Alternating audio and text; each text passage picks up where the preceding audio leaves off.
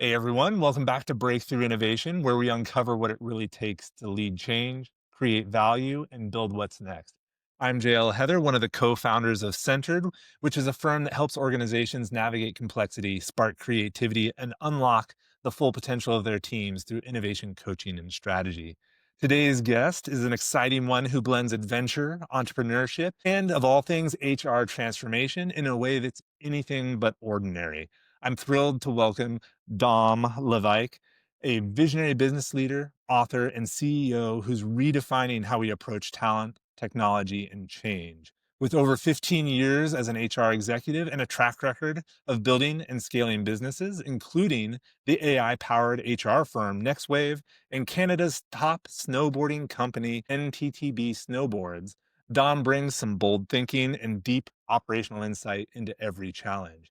He's also the author of the WAVE model, a practical framework for businesses, business partnerships, and avoiding avalanches in big mountain adventures, where he shares lessons from both boardrooms and backcountry. So if you're curious about what it takes to lead through transformation while keeping your edge, you're in the right place. This is the episode for you. Dom, I'm excited to hear about the mix of HR and snowboarding. I think that's going to be an interesting combination. Welcome to the show. And great to be here and nice to meet you, JL.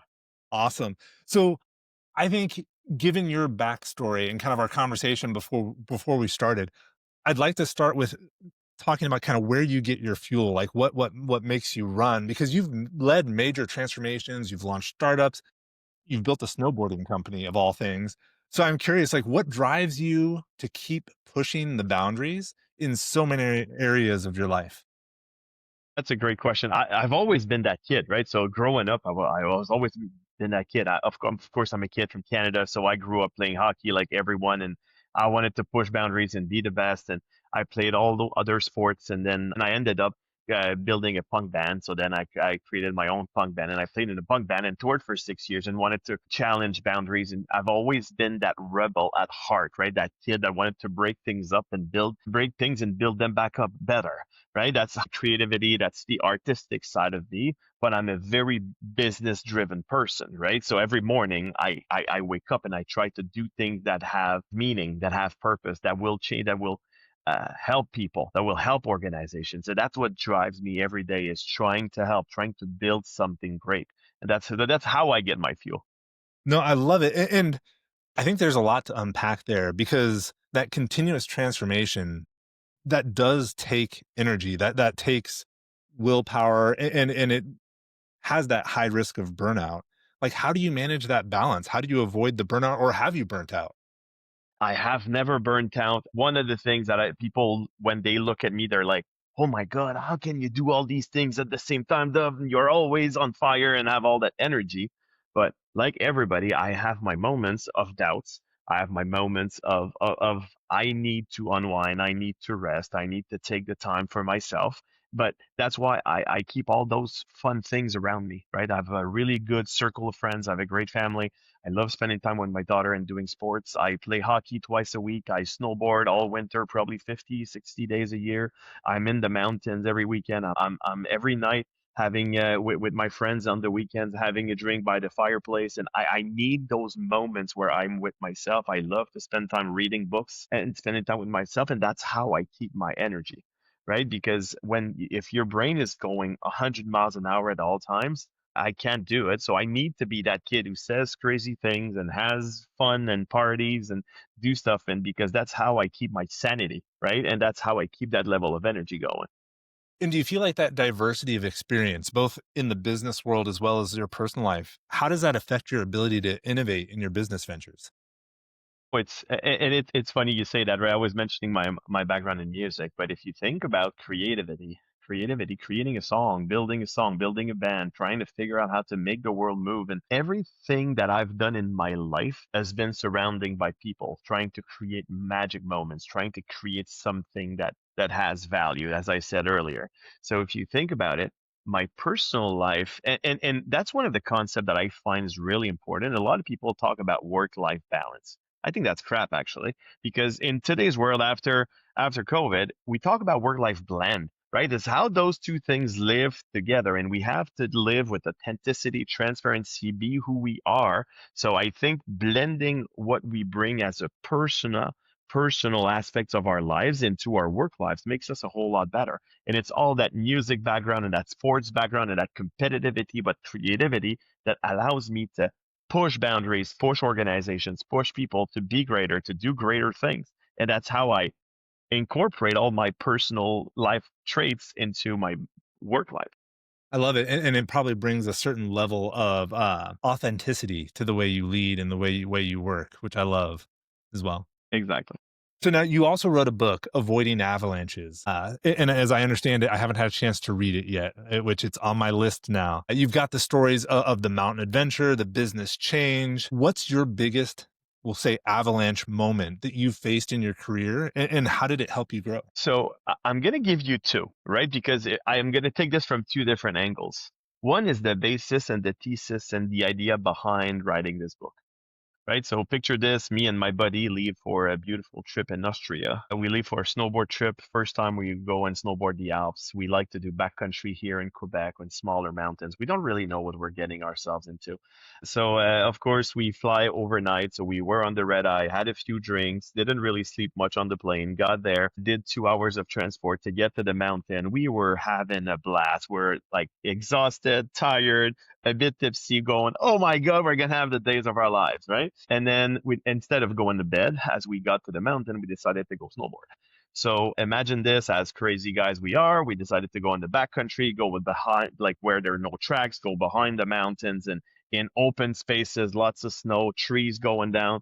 What And could go then we wrong? go, what can go wrong? I go down, we go on a really steep hill. I maneuvered to get down to a track at some point, and then I'm like, oh shit, I made it. And then I turn around, my buddy's not there. No. I haven't heard from him in 5 minutes, then 10 minutes, then 15 minutes go by. I don't see him. I unlock my snowboard, start walking back up, and realize that, oh crap, I don't see him. I don't know what happened to him, and there's no way to reach him. Clearly, we're somewhere we're not supposed to be. And then after 20 minutes, I finally see him arrive. He's all white. His face is scared to death. He's not a guy that's easy to scare. And he's looking at me going, Dom, I think I almost died. He fell in a tree hole. It had snow up to here, and he had to crawl with his snowboard his way out of the hole to be able to go down to the track. And then we met, and that day was the thesis of that book, because we realized that this was a different sport. And then anyway, I'll cut the story short for the next morning of what happened, but we met a guide, and he said, you guys were crazy. You went there without a beacon, without a pro pole, without an airbag, and then you guys went there, you almost died. So you don't even know how many people died or how many stories of accidents have arisen there.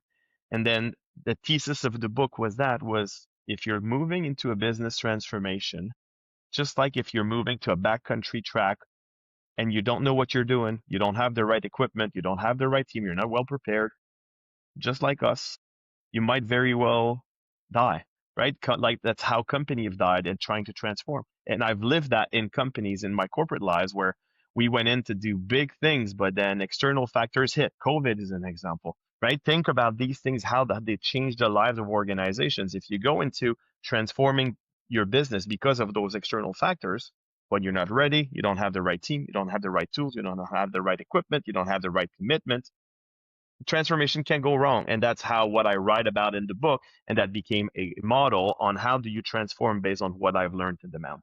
Yeah. It's interesting. Like, I don't know that this fits the mountain metaphor super well, but I think a lot of times when we talk about transformation, one of the things we try to avoid, and you can't always avoid this, is the huge leap, right? Like, how do you run those small experiments to see what will work and what won't? So failure isn't fatal. So, like in the mountain example, failure had a good chance of being fatal. Your buddy almost found that out the hard way. How do you do the small things that help you make the same level of progress without that level of risk?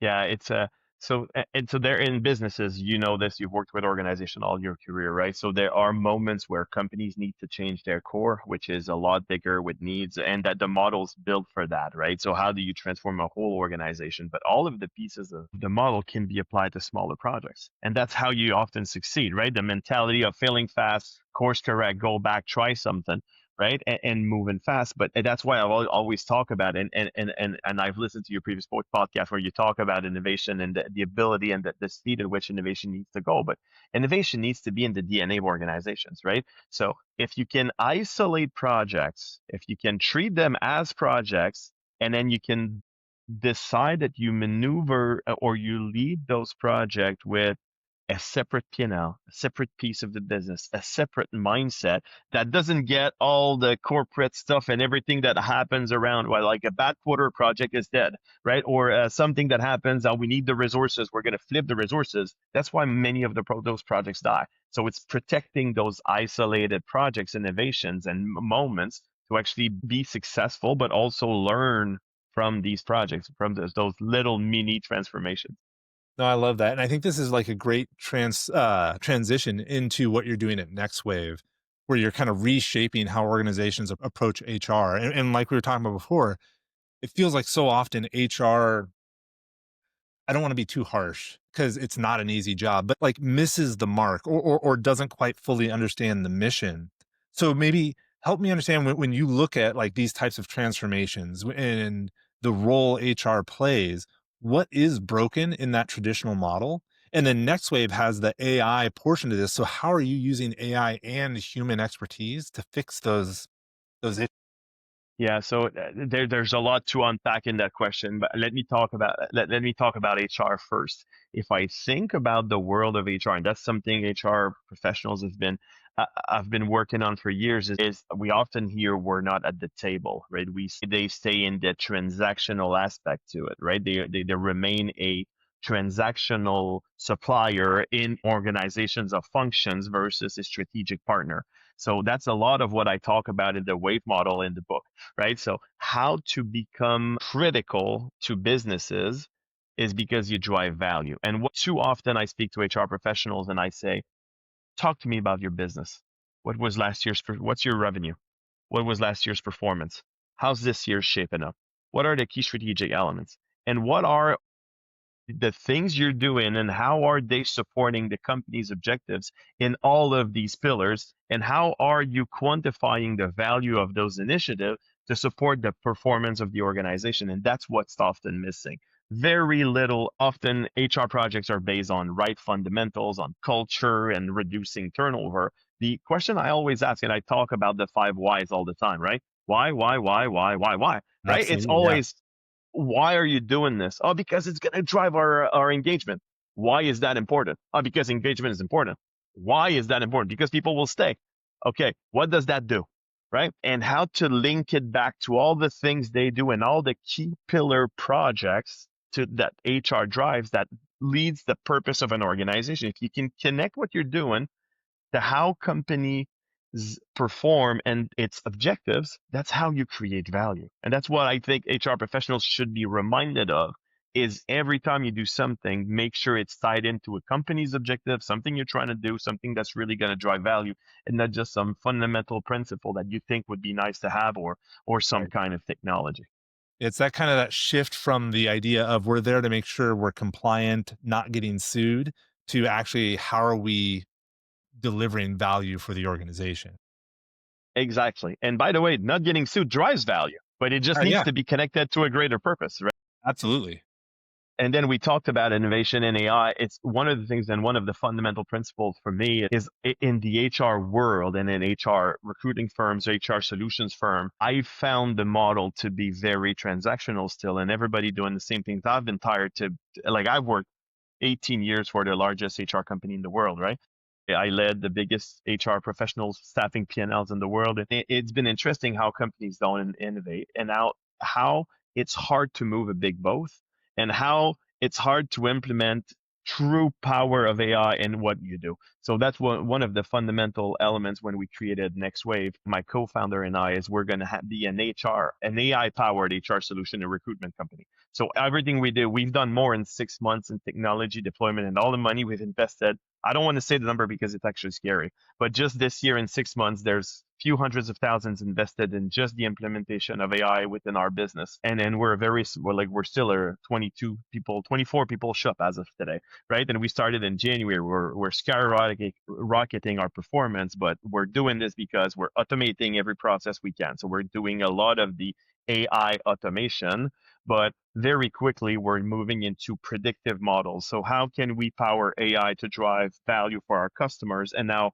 we're actually there. So we have a bunch of things already in place, and all of our customs and all of our models and our systems are speaking amongst each other, and we can take external data, internal data, drive reports, drive synergies, drive efficiency, but also not just to create today's value, but to create tomorrow's value. So we're building predictive models on hiring trend, workforce ecosystem, talent ecosystem management, all of these things that we fundamentally want to take the world of how do you manage your workforce for today, but how do you prepare that workforce for tomorrow? And how can we bridge that gap? And that's how we use our predictive models to do. And we're building all of these models, and it's actually so amazing. I'm working with people that are way smarter than I am, that are masters in AI, and kids that are doing in 1 week what it used to take me 5 years to do it in a big corp, right? It's all these things and all the power of that true knowledge, but also that flexibility of a small firm. Well, and what I love, like, so I mentioned like HR being compliance focused rather than value focused. I think the other thing you talked about that's really interesting is HR tends to be very historically focused, very this moment focused, and very often not future focused. And I love what you're saying is arming HR departments, executives, leaders with the right information, with the right predictive analysis helps them get that future focus, which often leads to the value on its own. So I think that's brilliant. Now, Don, we are getting close to the wrap up time. I've got one more question for you. And this is kind of the open ended one that I love. What advice would you give to a leader who's feeling overwhelmed by all the change they're seeing, AI, everything? Someone who knows they need to adapt, but doesn't know where to start. The biggest key to my career, and doesn't matter technology, doesn't matter AI, the speed of AI is incredible, and if you don't adopt it today, you're going to lose. But it's critical for organizations today, but what's even more critical is your team, right? I call that my core team. So the advice is make sure that you're surrounded what extremely smart people that are better than you in a lot of things. Make sure you listen to them, right? So too often a leader thinks they know, they've done this, they've been successful, and then the problem is they go on their own, they go on a I'm going and it's gonna work, and they love their project and they love what they're doing, but that's not how it works, right? Because if you hire smarter people than you and surround yourself with I call that my core team, right? If you have your core team that's extremely powerful, they will guide you, they will make it easier. They will challenge the right things, and they will make sure you don't go down rabbit holes, right? And then it makes the power of a team much stronger. That team has to be diverse, has to be opened, has to be challenged. There needs to be a culture of challenge and critics, and it's okay to push each other, but it has to be done in respect, and it has to be done with heart, right? Come too many people and too many companies try to move companies with the head. I say you're not going to move people if you don't move them with the heart. So connect with that team with purpose, bring the team together, and everything becomes easier. I love that. I can't remember who said it. Something on the lines of hire really smart people and get out of their way. I think that's a Same principle. good rule to live by. Dom, thank you so much for this conversation. This has been fantastic. Anyone looking to work with you and kind of learn more about NextWave, what's the best way for them to get into contact? Yeah, very simple. Nextwave.com. So NEXWAV.com. So you'll find us online. You can reach out to us on that page. But obviously, very simple. Dom Lévesque on LinkedIn. Reach out to me, message me, connect. I post a bunch of things. I post my thoughts. I try to have my notes going out every couple of weeks. So if you guys want to reach out, message me. I reply to most of the messages I get. I try to reply to all, but I'm not gonna lie. Sometimes they pile up. Yeah, it's overwhelming. Yeah, but I'll try to do it, and I promise. Just just refer to this podcast if you want to reach out. There's stuff you want to talk further, I'll be happy to connect. Of course, regular social media, Instagram, Facebook, Dom Lévesque. I'm easy to find. Awesome. You're everywhere. Dom, thank you again. For everyone else who's made it all the way to the end, before you leave, first of all, don't forget that 5-star rating. It helps us out a lot. Second, we'd love to hear from you in the comments. What are your challenges from an HR perspective? Where do you feel like it's missing the mark? And where do you feel like the Next Wave model could support you? We'd love to hear from you. Lastly, don't forget, if you know someone who is struggling in the HR world, or an organization that maybe doesn't know they're struggling in the HR world, send this episode their way, share the information, share the wealth. It means a lot to us. Dom, thank you again. For everyone else who's still here, we appreciate the time, and we'll see you next time on Breakthrough Innovation. Thank you very much. See you soon.